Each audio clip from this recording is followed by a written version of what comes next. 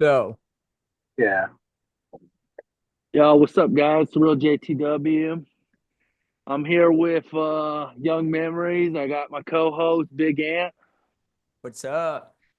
Uh, So, Young Memories, what got you into music? be into music. Um, there.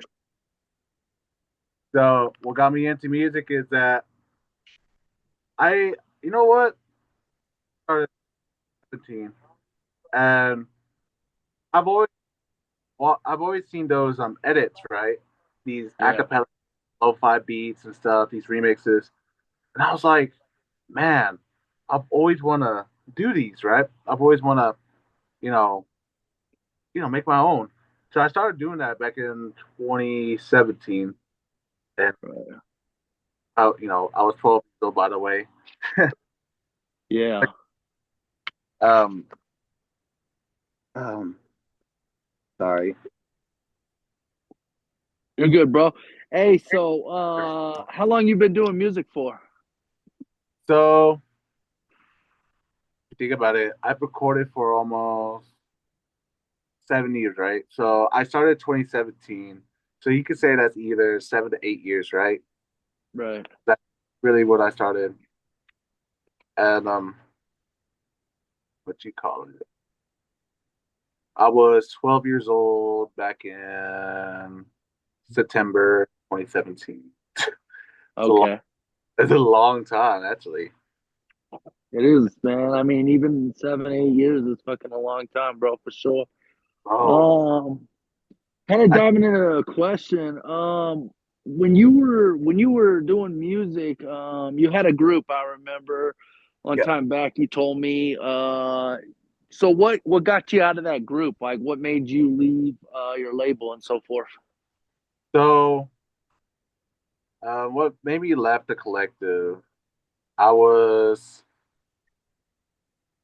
I was in what you call it? I was in Snake. Actually, I want to tell y'all a very beginning of the story. I was in Xanax Gang Records back in 2018, and then Okay. suddenly they turned to Snake Out Records, that was a group that I was with back in 2018 all the way to 24. And the real reason that I departed myself from that group was it had a long run, honestly, and not just it had a long run.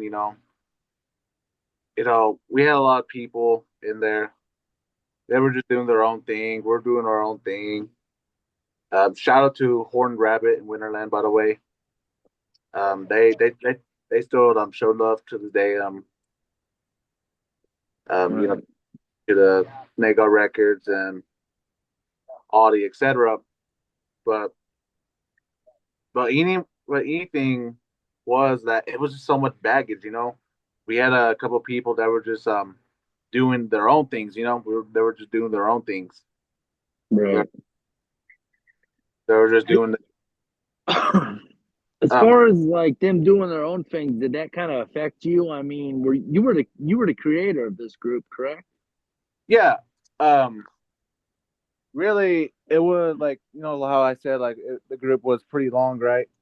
Yeah. So we had um we had our times where we had people that are not doing stuff, and then again and again. And what happened was that it did affect me because I was basically the only one showing up love and showing up, you know, showing up all the creations and stuff. I was basically the only one posting, really. Yeah. Yeah. Well, not really. Um, Horned Rabbit was also with me there too. But really, it's just that there's a lot of baggage, really, and no hate. No, excuse me. There no hate between with all the creators on the time. Um, they Yeah. they're doing their own things, and it's okay. Like I understand. I'm not trying to force you in this group and all. I just had the big way to connect with everybody. Well, like you said, I know you're not trying to hate. There's levels of the shit always, There's people that are active and take this serious, and there's people who don't. Yeah, Big Ant, do you have a question for Young Memories? I have So a you question. type of So, question. yeah, so are you with the label now, or are you just kind of focused on the independent thing?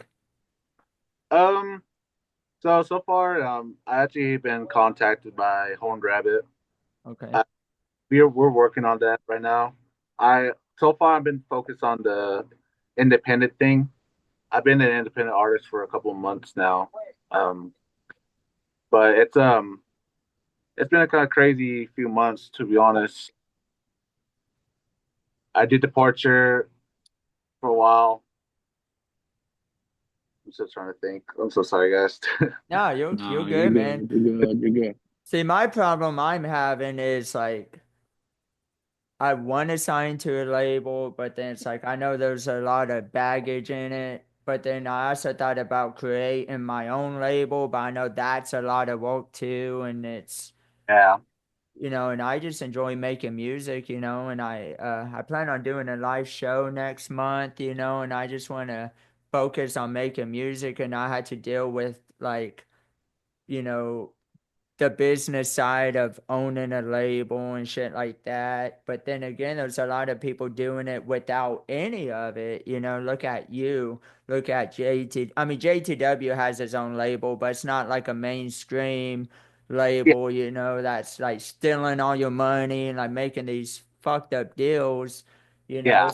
So I'm kind of in a predicament, because like I want to sign to a label, but then again, it's like I don't know if it's going to be the right move. Low key, I understand it because like with all the mainstream labels, like example Top Dog Entertainment, right?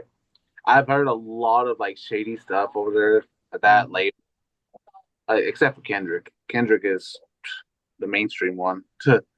But there's a lot of like shady stuff between the mainstream and the underground. But mainly with these artists, being an underground artist, we're all family, right? So now Uh-huh. it's kind of like we're trying to make it out. But with these mainstream labels, let's say like OVO, right? They will try to trap you in a deal. Like they will what you call it? Uh, they'll try to make a deal with you, like a contract. And that contract would be like, hey, I'll give you, let's say, so and so $50 million for per session, right? But if you think about it, they'll take cut. They'll take half of your cut from the shows, the merchandise, Yeah. etc. So you'll be making a few much that you're not really making a much. That's why creating your own label is a little bit better, even though there's a lot of retcons and it's etc. Mhm. Not Right. retcons. It's So kind what of so what got you into like talking about love? Like I know that's a big topic you talk about. Like what is like, I think love is interesting because it's hard to understand and every relationship is different, and there's good love, there's toxic love, but it's still love at the end of the day. So it's like what kind of made you dive into that aspect? so. I've always like had a love ideal for my type of music. I was actually inspired by Lil Peep, right? He Okay. does. So what really made me got into making love songs is that I have the inspiration side on this side and the my physical side, which is my real life. So honestly, and with my life, I had so much like let's say love and heartbreaks, and I like to everything all together. Mhm. And love is like a big topic, like you said. And I had so many like love interests and so many heartbreaks. Pretty much all the heartbreaks are weighing down the love. That's why I'll make like something like Toxic Love and Four for Life, etc. So it's been a lot, honestly, if you think about it. And you know, it was One thing, one thing I did want to ask you on memory. So, yeah. uh, did you? I know you found the right girl now, and everything's going Gucci now. Before though, what was your? If you want to dive in, I mean, I know it's hard subject to jump into, but what was it like with your past trauma through relationships? I mean, did you learn a lot to get to the right person, or was it kind of just like an everyday battle type shit? Like, I mean, because I listen to your music, bro. It's like some of it's dark, bro. Like you really went through some shit, bro. Like through heartbreak. Dude, to be honest, I had a lot. I feel kind of comfortable. I could address it. Um, Yeah. a bunch of my past stuff. I was I went through a lot of heartbreaks. I was in a 2-year relationship with an ex-girlfriend of mine. I was, we had there were some good times, some bad times. We love each other, then hated each other, even to this day. I was always mentally abused by all these women, and I couldn't grasp it no more. Like at this point, I couldn't even like start feeling love. I can't even start feeling nothing. I just don't feel nothing no more, to be honest. So like, Um, was a lot of depression that played a factor? I mean, did it yeah, fuck you up so bad to the point where you didn't think you could be loved again, or like what actually brought you back to giving that shit a second chance? I mean, like on some real shit. well, you know, I think around 2022, what kind of got me a second chance of loving is, with if y'all know, I am in a relationship right now. Right. um, you know, I would, that year, 2022, showed me a lot more. Like, I went from poverty, no love, and fake friends, and a whole lot of stuff, right? But 2022 started to show up a lot more different. It brought me a new, different pair of eyes, you could say. I kind of gave it a shot, and I actually kind of so far going back in, and I started, talking about, love, the toxicity in life, and to this day, I even go through this to this day, you know, with the whole like the SGR situation, etc. Right. Yeah. You Big know, Ant, you got a yeah, question? Yeah. yeah, man. It's kind of crazy because love can be just one of those tricky things, man, that like for instance, me and my wife, in the beginning I was just getting out of a relationship with my ex-wife, and we met pretty soon after that, and she was pretty recently getting out of a relationship as well. Well, we ended up, kind of hanging out, seeing how things went. And there was a lot of toxic shit in the beginning, off and on breakups, we just ended up getting together like real soon after both of us just got out of a relationship. And Yeah. it's what, and it took a while, and a lot of my friends were telling me I just need to, wait, I need to move on, I need to do this and that. Her friends are saying the same thing, and stuff. And there's a lot of fighting, a lot of off and ons. And so we ended up, just kind of sticking it out, and now I have a happy marriage. And if I would have gave up, then it would have all been for nothing. And I felt like, sometimes like, yeah, it might be best to walk away, but if you feel like you're truly with your soulmate, if you can't live without that person, 'cause I felt like honestly, when her and I were separated for a time being, I couldn't eat, couldn't sleep, I felt sick. I mean, they say love is like a drug. Yes, it is, man. Love is like one of the most dangerous drugs ever. With love can change a person deeply, man. It can make some of the most nicest to the most desperate people, Mhm. and I so many times. It even happened to me. And the best thing I could really say is, if you really love the person, you'll fight for it. You'll fight for them, no matter what. Like even with the most toxic relationships and etc. You'll start to see in your eyes like the vision, like kind of like pulls you. Like you're like, um, let's say that I've been in a toxic relationship for 2 years. It hasn't like affected me until the last year we started dating. Right, I started to see that she was no good, Mhm. and I kind of just like set myself away from that, and I still kind of find through my own ways, you know. Yeah, Yeah. absolutely. Yeah, that you know, it's good how you dive into it and why it's so important and why sometimes you got to take a chance at life because when you come out of a toxic relationship, I mean, gosh, it fucks you up from like the waist down. I mean, you just you feel like you don't even like have a sex drive anymore. You feel like your mental is gone. You feel like you're just losing yourself. I'll tell you one thing, like off a past you guys talked about your past a little.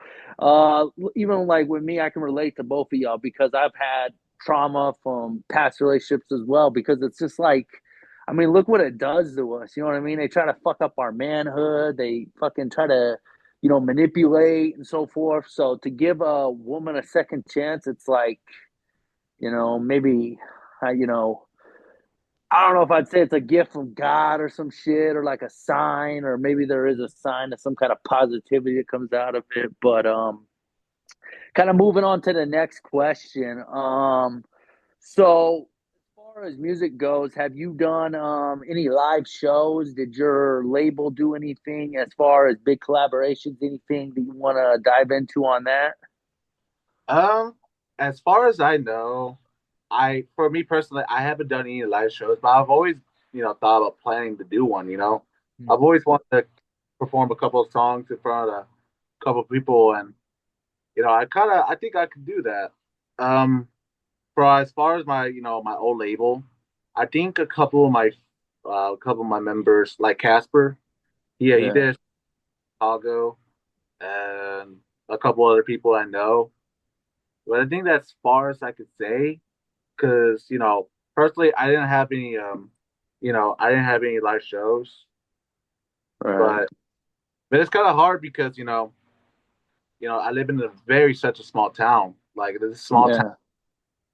kind of hard, Well, and yeah, that's one thing me and Big Ant are having an issue with. It's like fucking we have like no resources. I mean, Big Ant's got he'll dive in a second, but he's got a show coming up. I mean, and it's just like I swear to God, you almost have to know someone just to get your foot in the fucking door because if you're not in the right state or right country or whatever the case might be, I mean, things changed after COVID happened, and we're still in the situation of shit kind of like just hitting the fan type thing. Like it's just all this shit's just starting to get back in motion. It's literally been 2 years since that pandemic had happened or I guess 4 years. I don't know. It fucking seemed like forever, but Close enough. yeah, yeah, close enough. Big Ant, if you want to discuss a little bit on kind of like what your fears like. I mean, kind of let young memories know, kind of like what's going through your head. What are you kind of scared of as far as it being your first show? I know you got some nerves coming, so what's going on in your stomach? Yeah, I think honestly the main thing I'm kind of, a little stressed about is how will the crowd react to me. I've never done a show. I've rapped in front of many people, but having a mic in your hand, and I'm gonna be having a mask on, changing my whole damn image, rapping about some crazy ass shit, because that's the kind of music I make. I think just, seeing how the crowd reacts to me, making sure I memorize all my shit, and I don't forget. And I think, yeah, just same way I feel before, when I did jujitsu before a competition. Like, I hope I do well. I'm just gonna hope for the best, and I'm gonna practice and just hope that, I get, even if it's one or two fans, just by doing it, it'll be worth it at the end of the day. Yeah. It's just, I can't say I'm antisocial, but I'm more introverted. So I like being, you know, by myself in a sense, but I also want to meet people. So it's like, I'm gonna have to speak to the crowd. I'm gonna have to come out of my comfort zone and try and connect with people that I've never met. It's new. It's Yeah. definitely new, but I'm gonna do it. I'm gonna drink a little bit, try and get a little more comfortable, and I think I will feel better once I hit that stage and see how they start reacting once I once I start rapping, honestly. It's all about the reaction. Are they feeling me? Are they not feeling me? And just hopefully I just get in the zone and just go all out. Yeah. Yeah. What's Okay, up? I feel you because like, you know, as for me, I am kind of like I feel exactly the same way, like, a little antisocial Mhm. or I know I'm a little antisocial and it's kind of hard because they're like trying to set like a perfect image of like, for the people because a lot of people say that, appearance is everything, even Yeah. like even artists. And I'm like, it's kind of true. It's kind of hard to say that you can't, let's say that they're looking for. I'm trying to think of a big artist. Let's say Drake, right? And you have like kind of a similar music taste to Drake, and you're just trying to get, the crowd to vibe with you or hype it up and etc. And I kind of understand that because like let's say I want to open up for try like Lil Skies, right? Yeah. But make music kind of more of a darker side. Hmm. It's gonna put the vibe a little different, and I do understand that. Like it's kind of hard. For me, Yeah. like if I will do shows, I will say that I'll try to like push myself into the crowd that I'm kind of more familiarized with, and try to get some more crowd engagement and etc. So I can Yeah. see how to spark it up. And to a point, I agree with you. Image, does help. But then you look at Jelly Roll. Shout out to Jelly Roll, but you look at him. Sometimes you can have just such great talent that at the end of the day, fuck the image. Now it's all about your Uh, voice and how you connect to people. I feel like people have different strengths. You may not be, the best looking dude. I know I'm not. But I feel like I have a talent that I can give people that hopefully some people can respect. Oh yeah, yeah. That's yeah. what what's crazy. Sorry. One thing I will say, like, it is crazy because we all have our strengths. Like, all three of us battle depression. We battle isolation. We battle. You know what I mean? Like, we're very excluded from groups. Like, you, Young Memories, you aren't associated with your group as much as you were, and then you, Big Ant, you're a solo independent artist still looking to possibly sign or not sign. And then Mhm. there's me. I got me and Soul Burning. We built our label, our independent label, but like, I'm not performing, so it's like all these things, bro. Like, I feel like at some point we're all gonna have to take a chance. You know what I mean? Like, I don't know if you feel the same way, Young Memories, but Yes, I do see that. And speaking yeah, of like, for the talent, and appearance, like Dave Blunt's, for example, he could be like he's like the biggest artist, literally.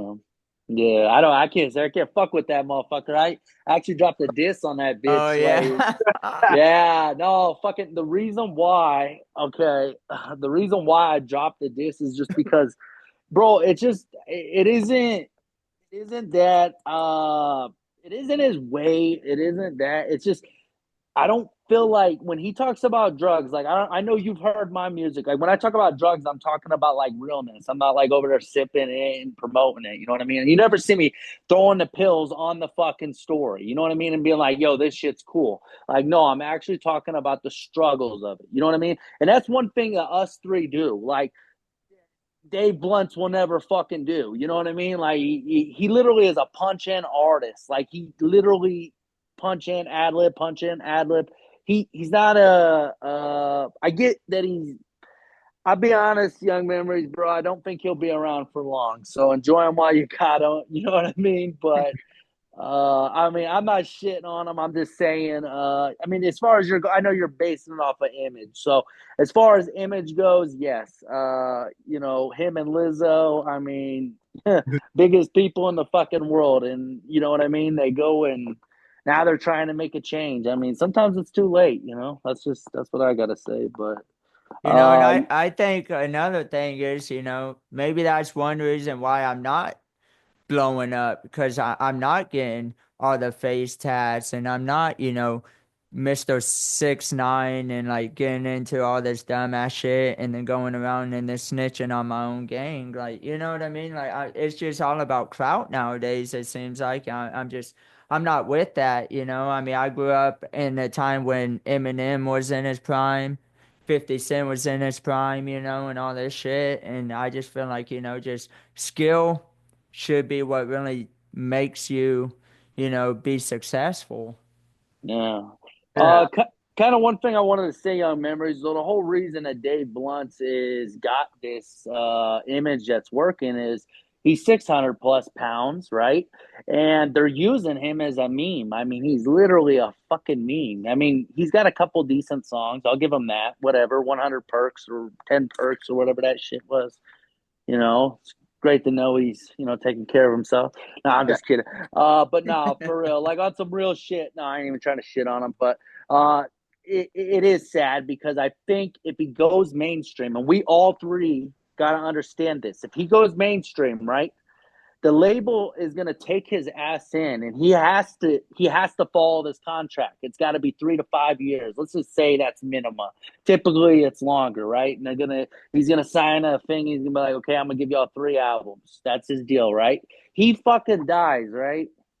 He is left with nothing. The label will take everything from him. It's like Juice World, bro. When Juice World died, now all of his fucking royalties and all this shit. Did you guys all hear about that? They're gonna pull his fucking albums, like the rest of his fucking 5 or 7 albums that he recorded No. posthumous. Uh-uh. Yeah, well, yeah, he just dropped the fucking album, and now the label is like, we're not gonna release any more shit. Like, what the fuck? You're Hey, like, so what Dude, about us? What about us now? What the fuck do we get out of that? You know what I mean? Like, what yeah, he that like, isn't what Juice would want. Juice wouldn't want that, bro. At least I know that. dude, like these, Uh-huh. they're kind of crazy. Like, they will just like take all your stuff. Let's say like I made like 100 unreleased songs, right? Yeah. And I wouldn't personally want to release, And the Oh, sad, you want it? huh? You wouldn't want to release them? Like when you're Like dead? I Like, wouldn't. Let's say like there's just songs that like that'll help me just like stress songs, like it'll be like something pretty deep, pretty good, hard banging, right? There would be songs that I wouldn't want to release. It's a good example. Let's say I want to take a punch at X's label. X's label, they pretty much grabbed all of his songs from like years ago, and yeah. they just threw it all out. And that's probably why we don't even get much X music no more. And it's a sad thing because X is one of the most influential, inspiring artists, and it kind of hurts. And same with Juice, like I know Yeah. that he plays like 3,000 songs a day. Like I Yeah. know, Oh, yeah. Yeah, he was. He was. I think it was a week, but yeah, you're right. You're right. That's a lot of fucking songs. oh yeah. That's yeah, crazy. The way I look at it is, bro, it's like Juice doesn't have a fucking voice. X don't have a voice. I mean, even going off the other X, DMX. Look at him. They went and they just did a fucking 4P EP or whatever and released it. And it was like they're just releasing the shit that the fans don't want. It's almost like I hate the labels for this, bro, because it's like how can you stop something, right? And then how can you like say what you're gonna put out, what you're not gonna put out? Like, what the fuck would he want? That's what you need to fucking get down to. What would Juice want? Would he want his music out? I think he would want his music out. So much as far as X goes, I feel like they're just throwing him on these beats and shit. It's like it's almost incomplete, but like at the same time, it's like the fans still need to hear this. I don't know if you guys feel the same way about it, but I understand what you're I saying. I agree. don't know. It's Yeah. like it's like a mix. It's like a mix of emotions. You know what I mean? Like you want to Yeah, hear more, but then Mhm. you don't. It's like just some of the labels are just going about it wrongfully. I mean, look at Mac Miller. They just dropped the Mac Miller Mhm. album, and it's just like, God damn, was the fucking thing incomplete? I mean, Jesus.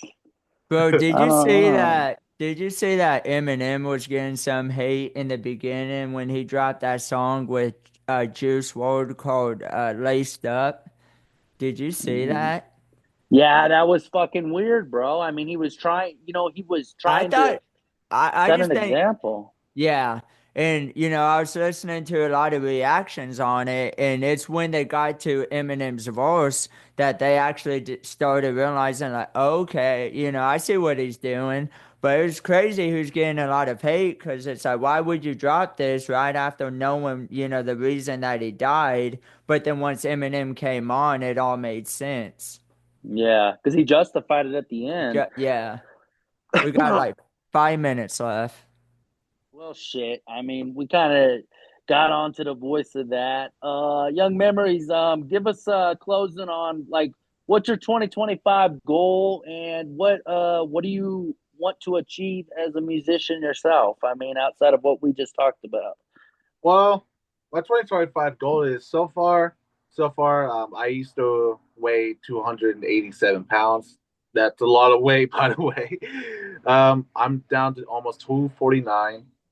No, Uh, no. what else? That was definitely one of my goals. And my second goal is to save up as much money as possible. Try to improve my music as best as can because now I'm actually making melodies as a self producer because I like to self produce my beats and I've been doing it for a while and I am actually doing pretty decent. Like Yeah. I just say I want to like improve on my melodies, improve on my music, try to get my music as more far as out than before, and try Right, right. thing. But not only that, I always wanted to inspire some more people than I have ever before. That's definitely one of my biggest goals I this like year. that. I do. I do. I love that too. Young Memories, you're a big part of the music world. Don't let anybody fucking tell you differently. You stand behind so much. You stand behind mental health. You stand behind love, one thing that a lot of people don't believe in. And we are both honored to have you on as a guest and want to thank you, man. Bro, thank y'all for having me, man. It was fun having me on here. It was Oh fun. man, yeah, too bad we didn't get to get into Dave Blunt's too much. We'll save that for another second. That's No, fucking around. Nah, Hey, well, no, I thank you wish for you coming on, man. the best. We out though. All right, yo. buddy. Peace. Peace.